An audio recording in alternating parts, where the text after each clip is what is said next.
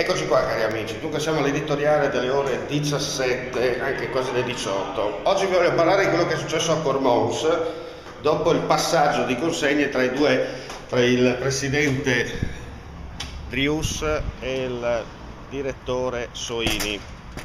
Come sapete la catena dei produttori Cormous ha cambiato gestione, diciamo in questa maniera. C'è stata una sparata da parte del vicepresidente della giunta regionale Bolzonello, il quale ha criticato aspramente l'operato in particolare sia di Soini e sia di Drius. Mi meraviglio innanzitutto che una persona seria, estimata e preparata come Bolzonello faccia un'uscita, e devo sottolineare, fuori dal vaso. Probabilmente il vicepresidente non è stato ben informato dai suoi collaboratori, perché secondo il mio punto di vista, conoscendo bene sia Soini e sia Drius, se il vino funziona, caro vicepresidente, lei sa, ci conosciamo da quasi 20 anni e sa che io le cose le dico senza nessun problema. Probabilmente qualcuno l'ha consigliata male. Io mi augurerei, visto che la ritengo una persona intelligente e preparata, mi augurerei che faccia immediatamente una smentita, perché onestamente, le ripeto, questa volta l'ha fatta fuori dal vaso.